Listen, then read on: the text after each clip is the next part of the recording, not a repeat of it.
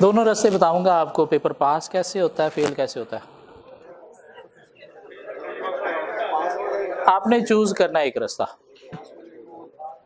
और चूज करोगे या ये वाला या ये वाला।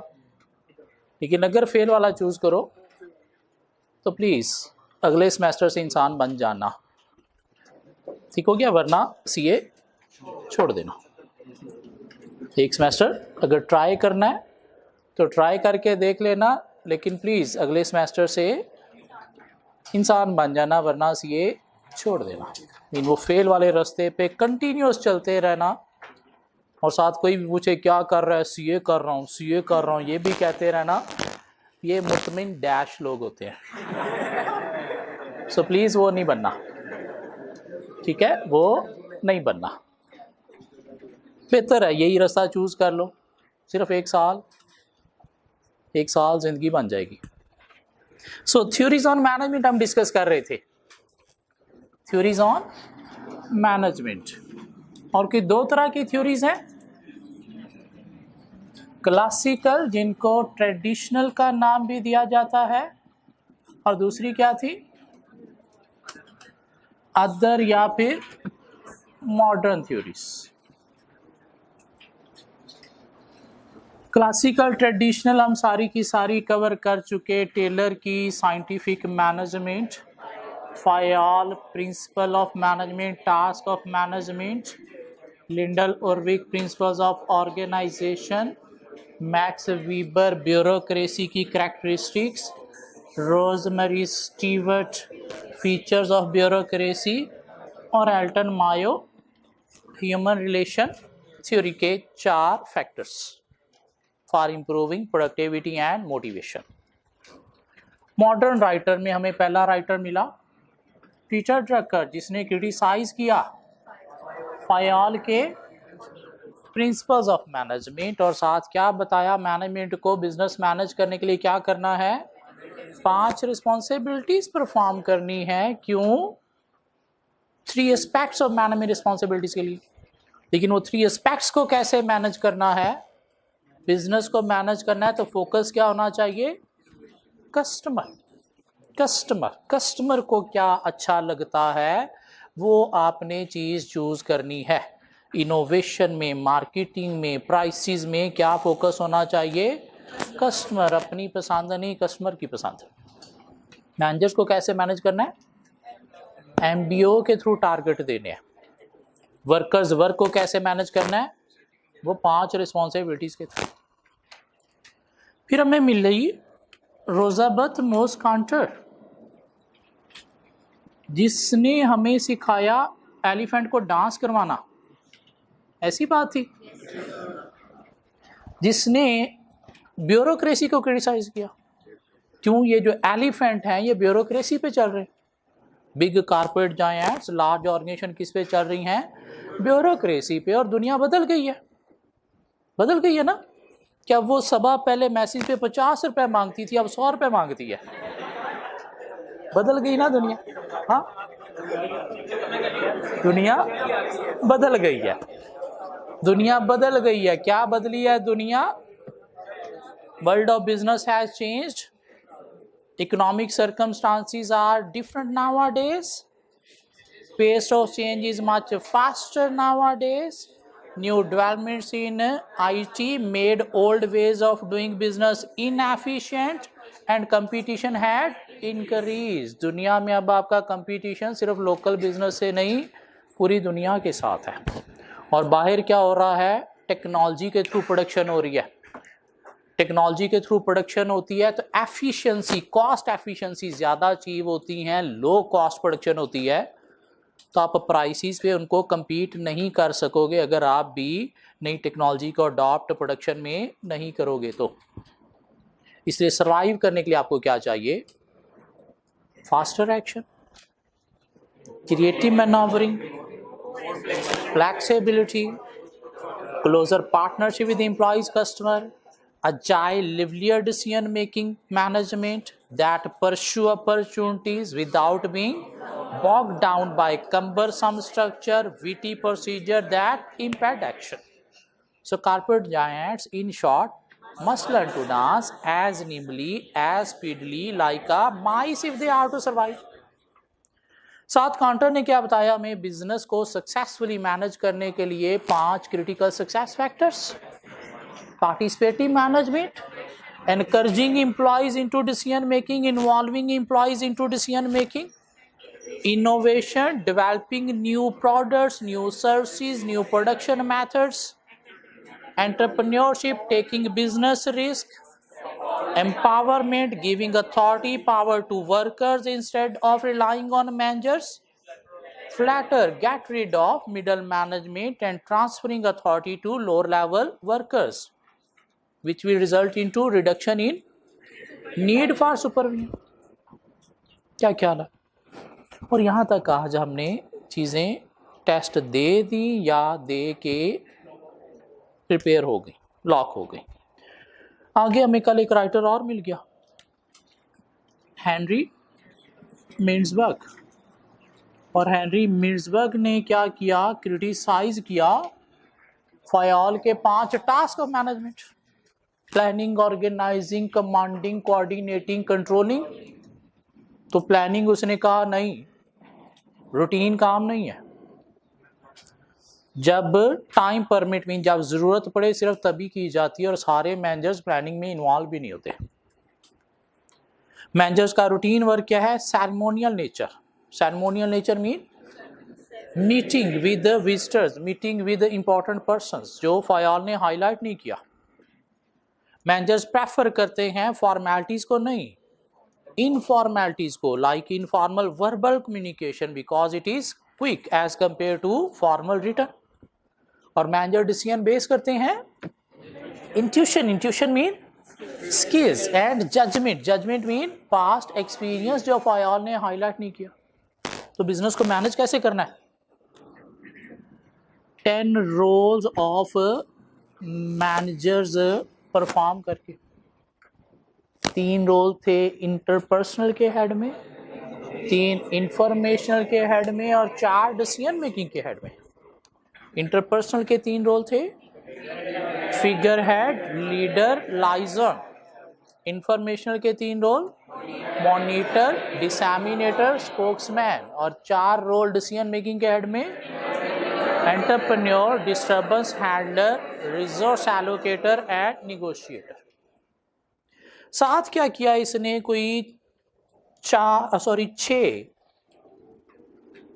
Work related characteristics of management भी बताए कि मैनेजमेंट किन एक्टिविटीज में इन्वॉल्व होते हैं। वो कि 6 एक्टिविटीज इसने बताई जिनको वर्क रिलेटेड कैरेक्टरिस्टिक्स का नाम दिया गया है। मीन मैनेजर्स मेनली करते क्या क्या हैं, ठीक है, वो रोल तो परफॉर्म करते हैं, लेकिन उसके अलावा ये करते क्या है, मीन मैनेजर्स रूटीन में एक्टिविटीज क्या परफॉर्म करते हैं। कुछ 6 वर्क रिलेटेड कैरेक्टरिस्टिक्स उसने बताई।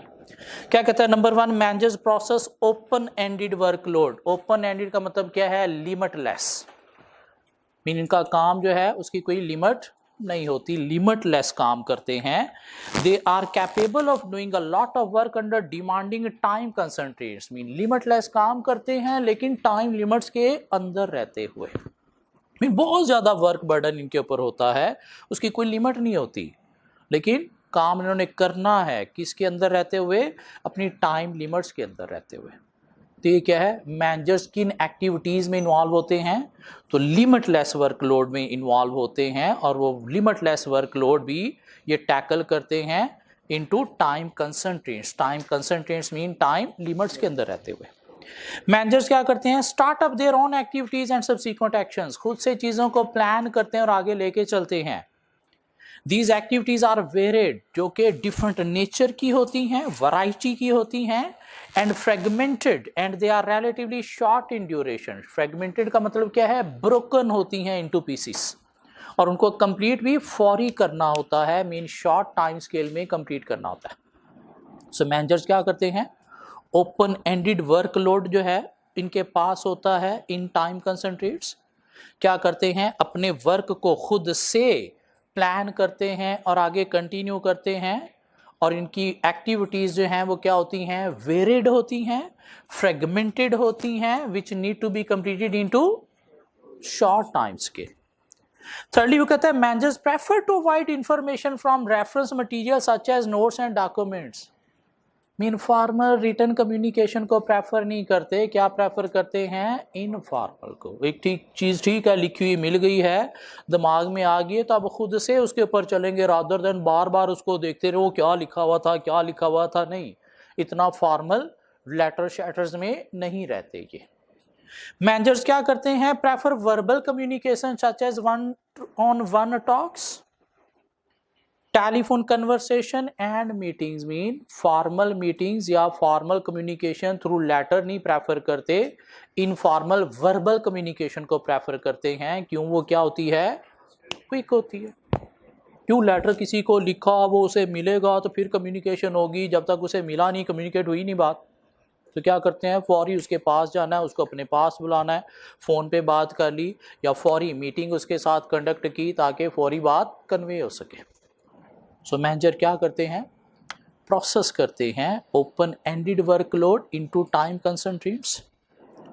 सेकेंडली मैनेजर्स क्या करते हैं? ऑन इट्स ओन एक्टिविटीज़ को प्लान और एक्शन परफॉर्म करते हैं, और वो एक्टिविटीज़ वेरिड होती हैं, फ्रेगमेंटेड होती हैं, शॉर्ट टाइम स्केल में कंप्लीट करना होती हैं। थर्डली मैनेजर्स क्या करते हैं? रेफरेंस मटेरियल लाइक नोट्स वगैरह को प्रेफर नहीं करते, अवॉइड करते हैं। प्रेफर क्या करते हैं? Informal verbal communication, informal verbal communication, face to face communication, telephone conversation या मीटिंग विद अदर्स। फिफ्थली कहता है managers maintain relationship primarily with subordinates and external parties. Mean relation maintain करना ज़्यादा प्रेफर करते हैं अपने नीचे जो लोग हैं, जो इनको सपोर्ट कर रहे हैं, या ऑर्गेनाइजेशन के बाहर जो स्टेक होल्डर हैं उनके साथ, rather than to their superiors. Mean अपने ऊपर जो लोग बैठे हैं उनके साथ काम करना इतना ज़्यादा प्रेफर नहीं करते जितना ये प्रेफर करते हैं अपने सबऑर्डिनेट्स या फिर एक्सटर्नल बॉडीज़ के साथ। क्यों? ऊपर जो बंदा बैठा वो तो हमें ऑर्डर ही करेगा, और वो कौन है? खड़ूस आदमी। इसलिए प्राइमरी ये रिलेशन किसके साथ मेंटेन करना प्रेफर करते हैं? Subordinates, external bodies. हाँ, सेकेंडरी किसके साथ? सुपीरियर के साथ। सुपीरियर के साथ रिलेशन प्राइमरी नहीं है इनका। क्यों? उन्हीं को तो इन्होंने रिप्लेस करना है बाद में। छठा, मैनेजर्स लाइक बीइंग इन्वॉल्व्ड इन प्रिपरेटरी डिसीजन। प्रिपरेटरी बोलते हैं प्राइमरी डिसीजन को, सेकेंडरी डिसीजन नहीं। कौन सा डिसीजन? प्राइमरी डिसीजन को ये इन्वॉल्व होने में लाइक करते हैं। सपोज प्राइमरी डिसीजन क्या है? हमने कंपनी की शेयर प्राइस इंक्रीज करनी है, ये क्या है? हमारा प्राइमरी डिसीजन। शेयर प्राइस कैसे इंक्रीज होगी? शेयर प्राइस कैसे इंक्रीज होगी? जब प्रॉफिट ज्यादा होगा। प्रॉफिट ज्यादा होगा, इन्वेस्टर कंपनी के शेयर की डिमांड करेगा, तो डिमांड बनने से शेयर की प्राइस आ जाएगी ना। क्या ख्याल है? तो प्राइमरी हमारा ऑब्जेक्टिव क्या है, डिसीजन क्या है? शेयर प्राइस इंक्रीज करना। अब ये जो प्रॉफिट इंक्रीज करना है, शेयर प्राइस इंक्रीज करने के लिए, ये क्या है? Secondary objective. प्रॉफिट कैसे इंक्रीज होगा? प्रॉफिट कैसे इंक्रीज होगा? कॉस्ट कट करने से, सेल का वॉल्यूम बढ़ाने से। सेल का वॉल्यूम कैसे बढ़ेगा? प्राइसेस डिक्रीज करने से, नई प्रोडक्ट्स लॉन्च करने से, या नई मार्केट्स में अपना बिजनेस एंटर करने से। कस्टमर बढ़ेगा तो सेल का वॉल्यूम बढ़ेगा। क्या ख्याल है? तो मेन ऑब्जेक्टिव क्या था? शेयर प्राइस को इंक्रीज करना। अब उसके साथ प्रॉफिट को इंक्रीज करना है, नई प्रोडक्ट्स लॉन्च करनी है, नई मार्केट्स में एंटर होना है, मार्केटिंग करनी है, प्राइसेस कम करनी है, कॉस्ट कटिंग करनी है। तो ये सारे क्या हैं? Secondary objective. और मैनेजर मेनली किस चीज़ में इन्वॉल्व होने को प्रेफर करते हैं? प्राइमरी ऑब्जेक्टिव क्या है वो हमें पता चले, कैसे मीट करना है। सेकेंडरी ऑब्जेक्टिव नहीं, छोटा ऑब्जेक्टिव नहीं, हमें क्या चाहिए? को बड़ा ऑब्जेक्टिव चाहिए, बड़े डिसीजन में हमें इन्वॉल्व करो। क्या ख्याल? मेन बिजनेस की चीज़ क्या है जो अचीव करनी है? कॉस्ट कटिंग करनी है। क्यों करनी है? प्रॉफिट बढ़ाने के लिए। प्रॉफिट क्यों बढ़ाना है? हाई के शेयर होल्डर की डिमांड है, या फिर आपने शेयर प्राइस को इंक्रीज करना है। तो 6 work related characteristics of managers हमारे पास आ गई कि मैनेजर्स क्या करते हैं? प्रोसेस करते हैं open ended workload within time constraints. Secondly क्या है, मैनेजर अपनी एक्टिविटीज को प्लान करके कंटिन्यू करते हैं और वो एक्टिविटीज वेरिड होती हैं, fragmented and need to be complete in short time period. Thirdly क्या, अवॉइड करते हैं रिटर्न रेफरेंस नोट्स को, प्रेफर करते हैं क्या, verbal communication like telephone conversation, 1-to-1 talk. Fifthly,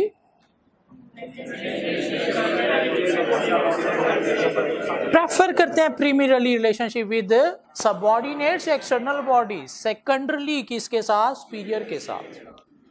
और लास्टली प्रिपरेटरी डिसीजन में इन्वॉल्व होने को प्रेफर करते हैं, प्राइमरी डिसीजन में इन्वॉल्व होने को प्रेफर करते हैं। Primary mean top management decision जो है, लॉन्ग टर्म स्ट्रैटेजीज जिनको अचीव करने के लिए क्या की जाती हैं, short term strategies mean yearly budget prepare किए जाते हैं।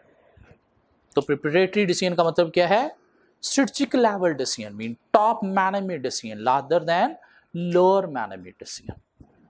ये 6 कैरेक्टरिस्टिक्स हमें रटा लगानी है, पहले ये बुक में नहीं होती थी, अब ICAP ने जो नई बुक दी है उसके अंदर इंक्लूड की गई है। तो नई चीज़ें एग्जामिनर ज़्यादा टेस्ट करेंगे, क्यों, 2 ही अटैम्प्ट है उनके पास टेस्ट करने के लिए, उसके बाद BM ख़त्म, उड़ जाएगा पेपर, ही ख़त्म हो जाएगा। मीन 2021 से जो नई स्ट्रीम आ रही है उसमें BM BS पेपर नहीं है, उसमें सिर्फ एक बड़ा योखा पेपर आ रहा है, management and financial analysis, MFA, management and financial analysis, जो CA फाइनल में एक BFD का पेपर है उसका बच्चा MFA। और CA फाइनल में BFD से औखा पेपर कोई नहीं है, इनफैक्ट पूरे CA में BFD से औखा पेपर कोई नहीं है, तो उसका बच्चा वो भी आसान नहीं होगा जो BM BS की जगह पे आ रहा है। ये पेपर बहुत आसान है, ये पेपर बहुत इजी है, जस्ट 150 पेजेस हैं, 11 चैप्टर्स हैं जो हमें कवर करने और पेपर पास, इसलिए कोशिश करनी है हमने ये पेपर इसी टाइम में पास कर लेना है। इधर ना पास हुआ तो यहाँ तक जाते पेपर ही ख़त्म हो जाएगा, क्या आ जाएगा, MFA, और वो पास करना इजी काम नहीं होगा।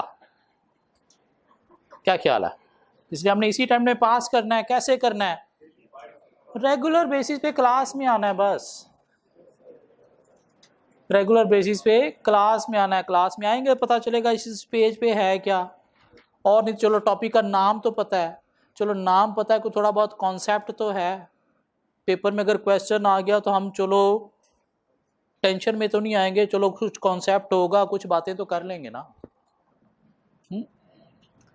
सो क्या पढ़ा हमने, according to Henry Mintzberg, 4 criticism, disjointed work, routine duty, informal verbal communication, intuition and judgment, 10 role, representator, figure head, guidance, direction, motivation, creating link between different units, scanning environment to collect information, sharing decision to lower level, and to speak on behalf of the group or organization, risk taking abilities, resolving problems, allocating resources, and to reach mutual agreement between parties. Or 6 work related characteristics, open-ended workload within time constraints, plan their own action, and these involves varied and fragmented activities need to be complete in short time scale. Thirdly, avoid reference notes, prefer verbal communication through 1-to-1 talk, telephone conversation. Fifthly, primarily prefer relation with subordinates and external, secondarily prefer relation with superior, and lastly prefer involvement in preparatory decision, preparatory mean top management decision या फिर primary decisions.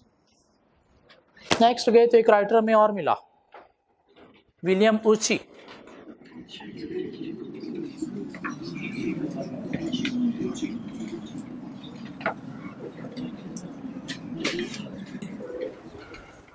William उची। तो business को कैसे manage करना है हमें different writer बता रहे हैं।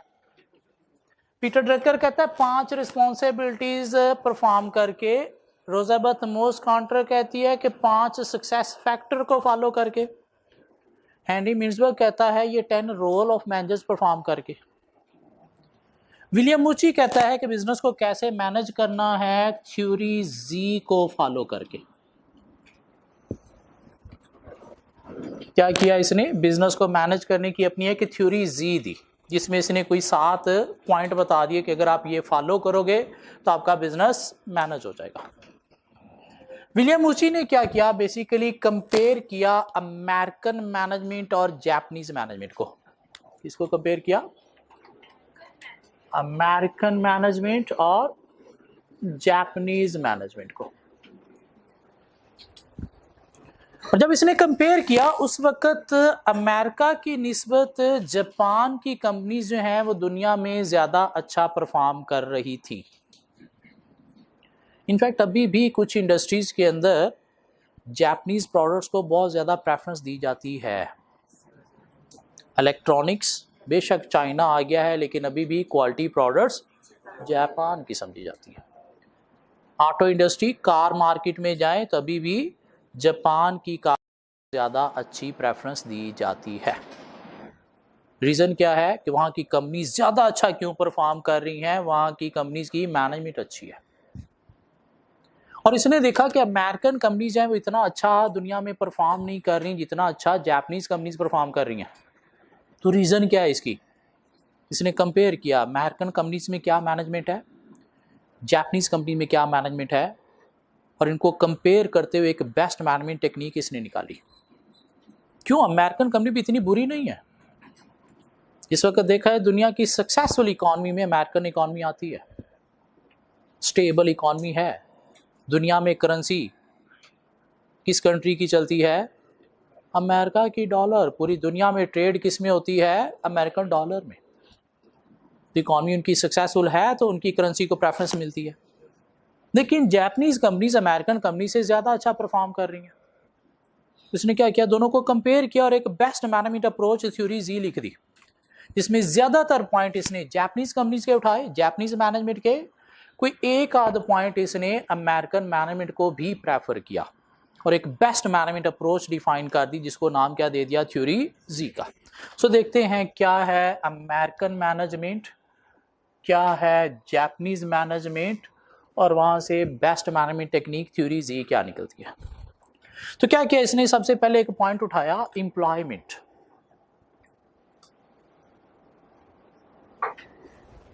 उसने देखा अमेरिका के अंदर जो है एम्प्लॉयमेंट है शॉर्ट टर्म, जापान के अंदर एम्प्लॉयमेंट है लाइफ टाइम। मतलब क्या हुआ, अमेरिका में लोगों को बहुत जल्दी रिटायर कर दिया जाता है, mean job duration, retirement duration बहुत कम है। लाइक वहाँ के मिलिट्री पर्सन को देखा जाए तो सिर्फ 6 साल उन्होंने मिलिट्री में काम करना है, उसके बाद रिटायर, सारी ज़िंदगी बैठ के गवर्नमेंट बेनिफिट खाएंगे। कंपनीज के अंदर भी ऐसे ही है, 10-12 साल किसी ने काम किया एक ऑर्गेनाइजेशन में तो बहुत काम कर लिया इसने, बड़ी ज़िंदगी इसने काम पे लगा दी है, चलो अभी अब आपकी रिटायरमेंट, अब आप रिटायरमेंट बेनिफिट पे गुजारा करोगे। ये क्या है, अमेरिका में शॉर्ट टर्म एम्प्लॉयमेंट। जापान के अंदर एम्प्लॉयमेंट क्या है, लाइफ टाइम। मीन एक बंदा हमारी ऑर्गेनाइजेशन में एम्प्लॉय आया है तो जब तक मर नहीं जाता ये हमारी ऑर्गेनाइजेशन का एम्प्लॉय है। क्यों, ये जितना एक्सपीरियंस होता चला जाएगा उतना ही हमारे लिए अच्छा है, डिसीजन मेकिंग में हेल्प देगा, इसके एक्सपीरियंस से हम सीखेंगे। लेकिन एक एज होती है ना, एक एज के बाद लोगों के सेंसेस वीक हो जाते हैं। क्या ख्याल है, उसके बाद उस बंदे को ऑर्गेनाइजेशन में नहीं चलाया जा सकता। तो थ्योरी जी ने क्या कहा कि employment like America short term नहीं होनी चाहिए। क्यों? जब 10-12 साल बाद वो बंदा बना तो आपने रिटायर कर दिया। जब उसका नॉलेज यूज करने का टाइम आया, एक्सपीरियंस यूज करने का टाइम आया, तो आपने क्या कर दिया? उसे रिटायर कर दिया। हाँ, लाइक जापान लाइफ टाइम भी नहीं होना चाहिए। क्यों? एक एज तक सेंसिस काम करते हैं, तो एम्प्लॉयमेंट क्या होनी चाहिए? लॉन्ग टर्म होनी चाहिए। अमेरिका की तरह शॉर्ट टर्म भी नहीं, जापान की तरह लाइफ टाइम भी नहीं। तो अच्छी मैनेजमेंट क्या है? एम्प्लॉयमेंट क्या होनी चाहिए? लॉन्ग टर्म होनी चाहिए। मीन जब बंदा बनेगा तो उसको आपने डिसीजन मेकिंग में यूज करना है, इसका एक्सपीरियंस नॉलेज यूज करना। एक और पॉइंट उसने उठाया, रेस्पॉन्सिबिलिटी। उसने देखा अमेरिका के अंदर रिस्पॉन्सिबिलिटी है इंडिविजुअल, जापान के अंदर रिस्पॉन्सिबिलिटी है collective, mean team based. Individual responsibility mean scientific management, एक बंदे को एक ही काम पे लगाया है ताकि वो एक ही काम बार बार रिपीट करे, तो क्या अचीव होगी? Specialisation, efficiency. जापान के अंदर क्या है? कलेक्टिव टीम वर्क, मीन एक टीम को एक टास्क दे दिया, चलो भी आप सब ने मिलके ये परफॉर्म करना है। मीन ये मार्कर 4 लोगों की टीम को दे दी गई, सब मिलके ये बनाएंगे। भाई अच्छी चीज़ कौन सी है?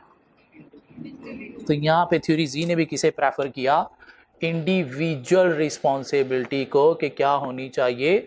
इंडिविजुअल, ताकि साइंटिफिक मैनेजमेंट, एफिशिएंसी, स्पेशलाइजेशन इसी के थ्रू अचीव होगी। एक और पॉइंट उसने देखा, क्या? Decision making. और इसने देखा अमेरिका के अंदर जो है वो डिसीजन क्या है? Imposed by the boss. Top management ने डिसीजन लिया और नीचे इम्पोज किया, चलो भी ये करना है आपको। नीचे लोग विलिंग हैं या नहीं है ये कंसर्न नहीं हमारा, बस ये डिसाइड है, ये करना है। जापान के अंदर डिसीजन मेकिंग क्या है? Participative, collective, through consensus, consensus, consensus, consensus। मतलब क्या हुआ कि डिसाइड करने से पहले नीचे लोगों से डिस्कस करना है कि भाई ये मसला था, उसका हमने ये डिसीजन लिया है, तो आप बताएं अगर कोई इनपुट अपनी देना चाहते हो तो। लोगों के व्यूज लेके, आइडियाज लेके फिर डिसाइड किया जाएगा क्या करना है। अमेरिका में क्या है? नीचे लोगों के साथ बिल्कुल कंसल्ट नहीं करना, उनके व्यूज आइडियाज बिल्कुल नहीं लेने, बस जो मैंने डिसाइड कर दिया वही आपको करना है। जबकि जापान में नहीं, नीचे लोगों को भी इन्वॉल्व करना है डिसीजन मेकिंग में, उनके आइडियाज भी, व्यूज लेने हैं। क्यों?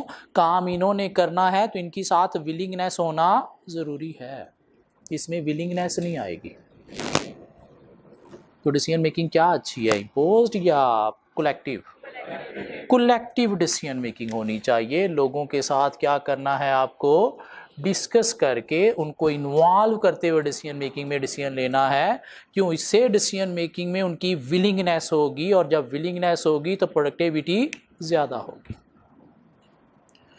एक और पॉइंट उसने उठाया, career path. Career path America के अंदर है स्पेशलाइज्ड, जापान के अंदर है नॉन स्पेशलाइज्ड। मतलब क्या हुआ? एक बंदे को एक जॉब रोल दिया जा रहा है, तो अमेरिका वाले कहते हैं कि उस जॉब रोल से रिलेटेड इसके पास रेलेवेंट डिग्री भी होनी चाहिए, उसी जॉब रोल से रिलेटेड इसके पास रेलेवेंट एक्सपीरियंस भी होना चाहिए, स्पेशलाइज्ड। एक बंदे को अकाउंटिंग का काम दिया जा रहा है तो इसके पास एमएससी इन अकाउंटिंग होना ज़रूरी है। फाइनेंस का काम दिया जा रहा है तो इसके पास एमएससी इन फाइनेंस होना ज़रूरी है। ऑडिट का काम दिया जा रहा है तो इसके पास ऑडिट की ही डिग्री होना ज़रूरी है। ये नहीं कि चार्टर्ड अकाउंटेंट है तो अकाउंटिंग भी कर लेगा, फाइनेंस भी देख लेगा, ऑडिट भी देख लेगा, कहीं भी लग सकता है, नहीं। अकाउंटिंग करने के लिए एमएससी अकाउंटिंग होना इसके पास ज़रूरी है, फाइनेंस के लिए इसके पास एमएससी इन फाइनेंस होना ज़रूरी है, वेरी स्पेशलाइज्ड।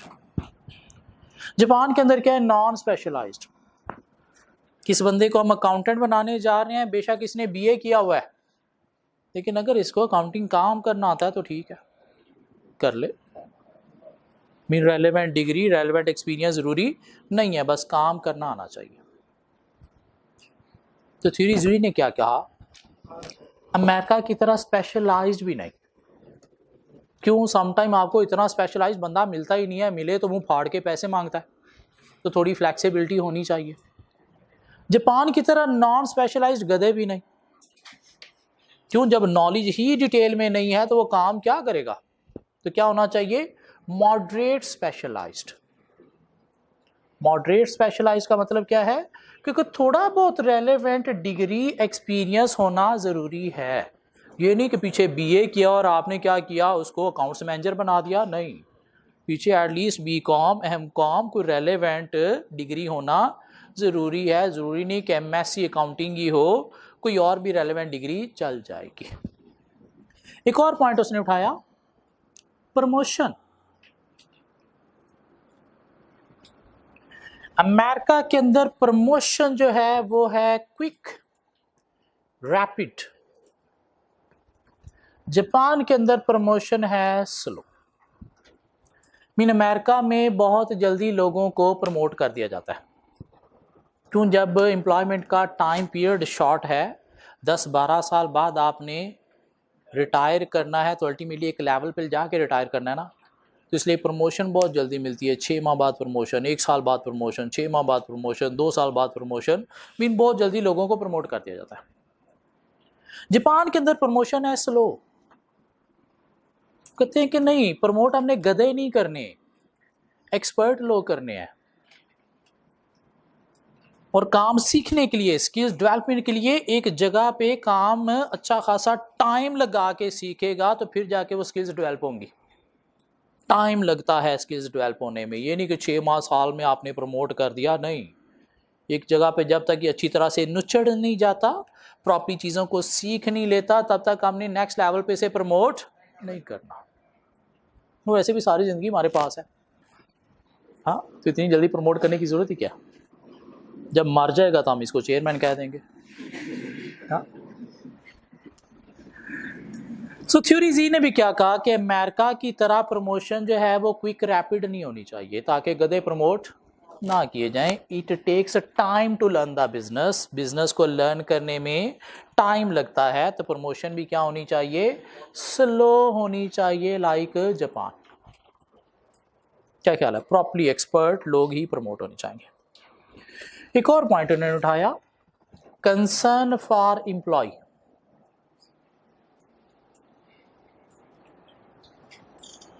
अमेरिका के अंदर है concern for employ as employ. ये बंदा हमारे पास काम करता है, हम इसको पैसे देते हैं, किस चीज़ के पैसे देते हैं, काम करने के, मीन ये सर्विसेज दे रहा है, हम पैसे दे रहे हैं, बस इसके साथ हमारा इतना ही रिलेशन है। इसके अपने कोई दुखड़े हैं तो अपने हैं, हमारे नहीं है। हाँ, हमें ये सर्विसेज देता है, हम पैसे देते हैं, दैट्स इट। जब तक सर्विसेज देगा हम पैसे देंगे। Concern for employ as a employ. Japan के अंदर कंसर्न फॉर एम्प्लॉय क्या है, as a person, as a human being. कि ये बंदा हमारे पास काम करता है, हमारी ऑर्गेनाइजेशन की सक्सेस में इंपॉर्टेंट रोल प्ले करता है, तो हमें इसके दुखड़े भी सुनने हैं, इसके अदर कोई इश्यूज हैं तो हमें वो भी कंसीडर करने हैं, वो भी रिजॉल्व करने हैं। क्यों, ह्यूमन बीइंग है, इसका ख्याल करना है। ये नहीं कि बस एम्प्लॉय है, काम करता है, हम पैसे देते हैं, बस इतना रिलेशन है, नहीं। जिसने अपनी सारी जिंदगी हमारे साथ लगा दी है, तो हमें इसका ख्याल भी करना है। तो अच्छी चीज़ क्या है, कंसर्न एज ए एम्प्लॉय या as a person, as a person. Theory Z भी क्या कहती है, concern as a person, even wider concern for his family भी होनी चाहिए। क्यों, ये अपनी फैमिली को सेक्रीफाइस करके हमें टाइम देता है। तो मैं सिर्फ इसकी हद तक ही कंसर्न नहीं, इसकी फैमिली के लिए भी कुछ कंसर्न शो करनी है। लाइक फैमिली के लिए कोई मेडिकल इंश्योरेंस हमें देनी है, फैमिली के लिए कोई अकोमोडेशन देनी है, फैमिली के लिए कोई हमें ट्रैवलिंग गाड़ी शाड़ी भी देनी है। क्यों? ये हमारी सक्सेस में इंपॉर्टेंट रोल प्ले कर रहा है। जिससे क्या होगा, अल्टीमेटली एम्प्लॉय ज़्यादा विलिंगली लॉयल्टी जो है वो ज़्यादा मेंटेन करेगा ऑर्गेनाइजेशन के साथ, इस बिजनेस को अपना बिजनेस ही कंसीडर करेगा। क्यों? ये कंपनी इतना ख्याल कर रही है मेरा। एक और पॉइंट इन्होंने उठाया, कंट्रोल्स। कंट्रोल्स दो चीजें होती हैं, एक कंट्रोल मैकेनिज्म और एक कंट्रोल मेजरमेंट। कंट्रोल्स बोलते हैं पॉलिसीज प्रोसीजर्स को। एक ऑर्गेनाइजेशन के अंदर जो भी पॉलिसीज प्रोसीजर्स चल रहे होते हैं, जो एम्प्लॉयज़ को फॉलो करना होते हैं, उन्हें नाम दिया जाता है कंट्रोल्स का। कंट्रोल मैकेनिज्म का मतलब क्या है? रूटीन में पॉलिसीज प्रोसीजर्स को फॉलो करना। अमेरिका के अंदर जो कंट्रोल मैकेनिज्म है ये क्या है? फॉर्मल में रूटीन में जो पॉलिसीज प्रोसीजर्स को फॉलो करना है, स्ट्रिक्टली फॉर्मली आपने फॉलो करना है, कोई लीनियंसी एक्सेप्टेबल नहीं है। कंट्रोल मेजर्स बोलते हैं रिजल्ट्स को। मीन आपको एक टारगेट दिया गया है तो उसकी मेजरमेंट आपने देखनी है कि वाकई ही वो टारगेट मीट हुए हैं या नहीं हुए। और अमेरिका में ये भी क्या है? फॉर्मल। एक टारगेट दिया गया है तो मस्ट मीट होना चाहिए, नहीं मीट हुआ डिमोट कर दिया जाएगा। Control mechanism mean routine policies को फॉलो करना भी फॉर्मल, कंट्रोल मेजर्स वो भी फॉर्मल। जापान के अंदर क्या है? ये दोनों ही इनफॉर्मल। कि नहीं, इंसान है तो कभी कभार रूटीन में पॉलिसीज फॉलो नहीं भी होती। क्या ख्याल है? कभी कभार रूटीन में पॉलिसीज फॉलो नहीं भी होती तो खैर है। इंसान है, कभी रिजल्ट नहीं भी मीट हुए तो फिर क्या हुआ? सारी जिंदगी हमारे पास है, बाद में मीट कर लेगा। दोनों चीजें इनफॉर्मल। तो थ्योरी जी ने क्या कहा कि कंट्रोल मैकेनिज्म तो चलो माना इनफॉर्मल के इंसान है, कभी कभार रूटीन में पॉलिसीज फॉलो नहीं भी हुई तो चल जाएगा। लेकिन जब बात आएगी मेजर्स की तो वो क्या होने चाहिए? फॉर्मल मीन रिजल्ट्स की जब बात आएगी, टारगेट की बात आएगी तो उसमें कोई लीनियंसी नहीं होनी चाहिए। मीन आप रूटीन में आके डेली सुनाते हो, ये क्या है? मैकेनिज्म। कभी नहीं भी सुनाया तो खैर है, लेकिन एक वीकली टेस्ट होता है, वो क्या है? मेजर्स। उसमें कोई लीनियंसी एक्सेप्टेबल ना, तो छुट्टी ना ही फेल होना एक्सेप्टेबल है। सो ये क्या बन गए? कुछ 7 पॉइंट बन गए थ्योरी जी के। थ्योरी जी क्या कहती है? Employment like America short term नहीं, लाइक जापान लाइफ टाइम नहीं, क्या होनी चाहिए? Long term. Responsibility American individual, Japan team based collective नहीं, क्या होनी चाहिए? इंडिविजुअल। क्यों? स्पेशलाइजेशन के लिए। Decision making America imposed, individual by boss, Japan collective consensus participative. तो अच्छी क्या है? Collective participative. Career path America specialize, Japan non specialize. तो अच्छा क्या है? Moderate specialize. Promotion in America quick, Japan slow. तो क्या होनी चाहिए? Slow, because it takes time to learn the business. Concern for employee in America as employee, in Japan as a, theory C क्या कहती है? As a person. Even wider concern for his family भी होनी चाहिए। Control mechanism and measures both formal in America, both informal in Japan. Theory Z क्या कहती है? Mechanism informal, formal. Informal के लिए इसने एक वर्ड और भी यूज किया है, इम्प्लिसिट। इम्प्लिसिट। फॉर्मल के लिए वर्ड यूज किया है एक्सप्लिसिट। इनफॉर्मल का आय और इम्प्लिसिट का आय, आय से दोनों स्टार्ट होने वाले क्या हैं? सेम हैं।